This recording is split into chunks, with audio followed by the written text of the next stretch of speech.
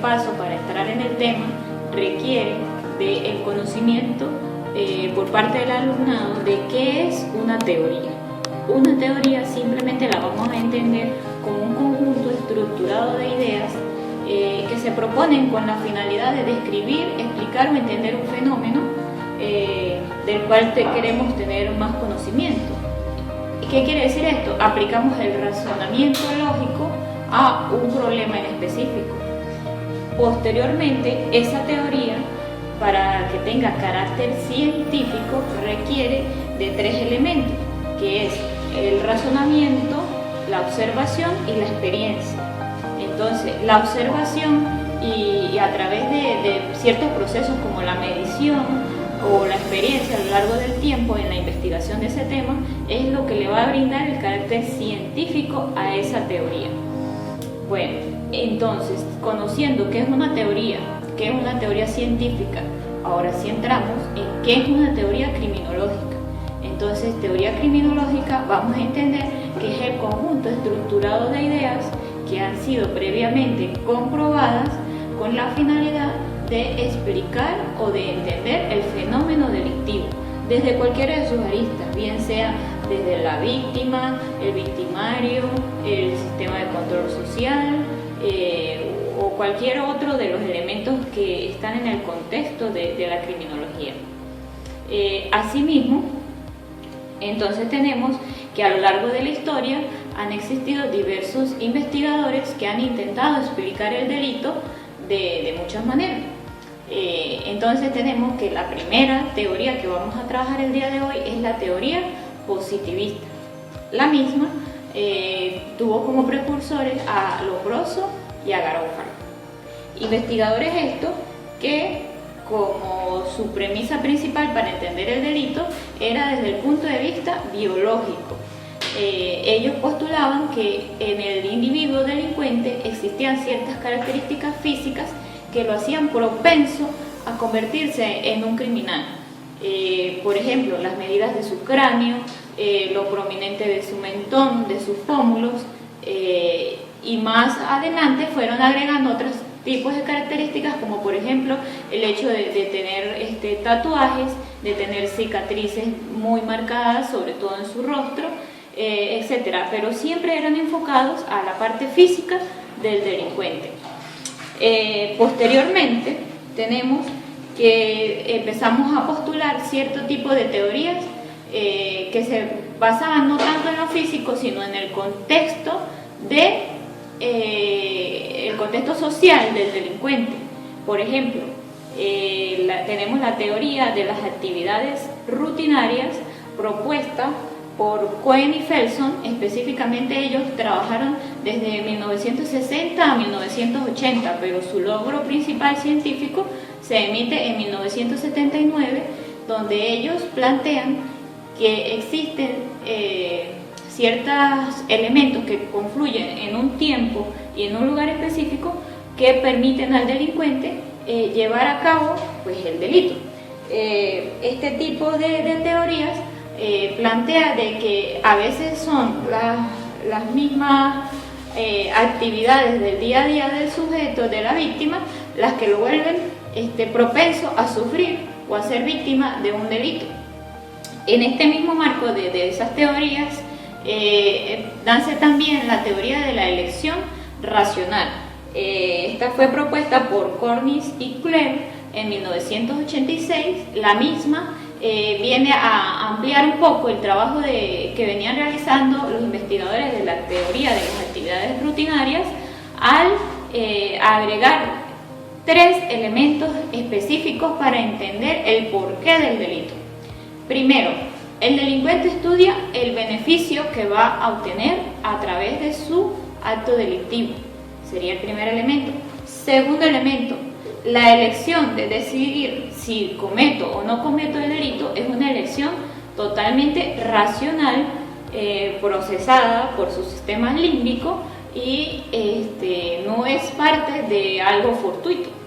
Y tercer elemento, hay 3 aspectos que el delincuente va a tomar en cuenta para decidir si actúa o no actúa para cometer el delito. Primero, la disponibilidad de tiempo.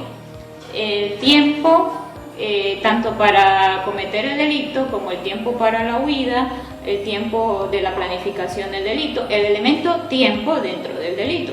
El segundo elemento es la disponibilidad de información, si el sujeto cuenta o no cuenta con suficiente información para que el delito se pueda llevar de manera exitosa. Y el tercer elemento sería las habilidades cognitivas de ese delincuente, porque siempre pongo de ejemplo, por ejemplo, si un delincuente es un erudito en el área de la informática, el perfil de delitos que él va a cometer van a ser tecnológicos, informáticos, virtuales.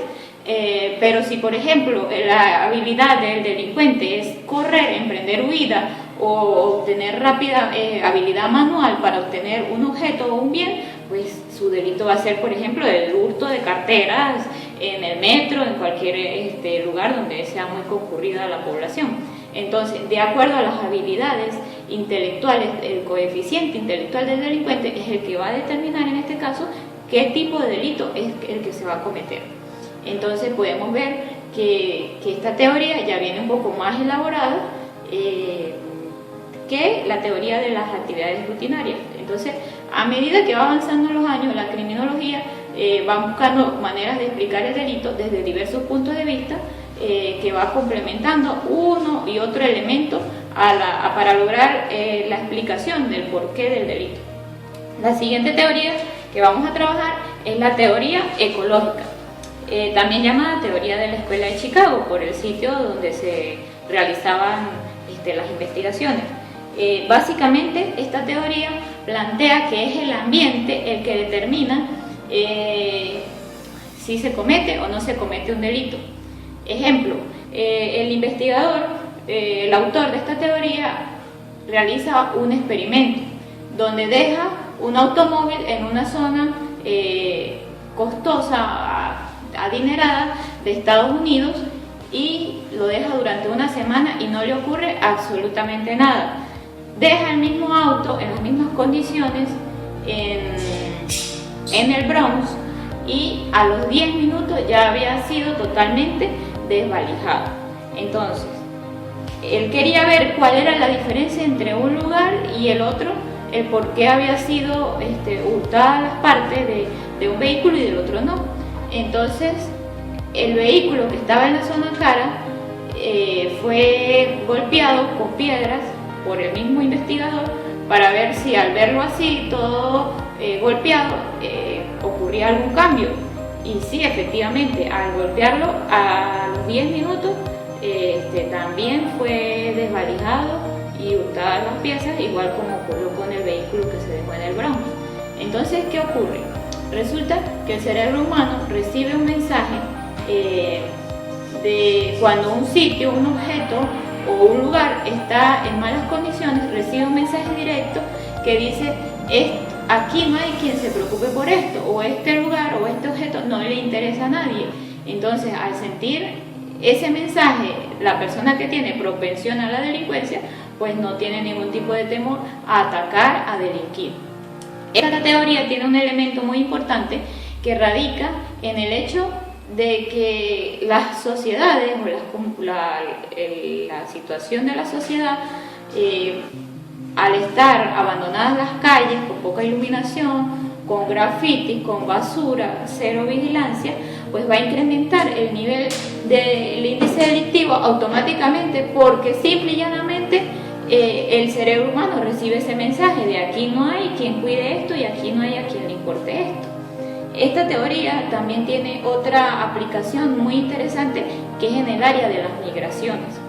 Cuando en un país o en un sector llega un grupo grande de migrantes, a los cuales no ayudan o no colaboran con el cuidado del sector, de la zona, aunque anteriormente esa zona haya sido muy cuidada y muy protegida por sus habitantes, al llegar un grupo grande externo que ejerza gran influencia y ejerza daños sobre los sitios públicos, por ejemplo, los ciudadanos que estaban antes en ese lugar, que cuidaban y protegían dicho lugar, también tienden a comportarse igual a los nuevos habitantes, o sea, tienden a dañar, a no cuidar y a ensuciar la zona. Entonces esa teoría pues tiene diversas aplicaciones y es muy útil cuando queramos entender algunos de los problemas sociales que se presentan en las comunidades. Bueno, esta fue la clase de hoy. Pendiente del próximo video que seguimos explicando más teorías criminológicas.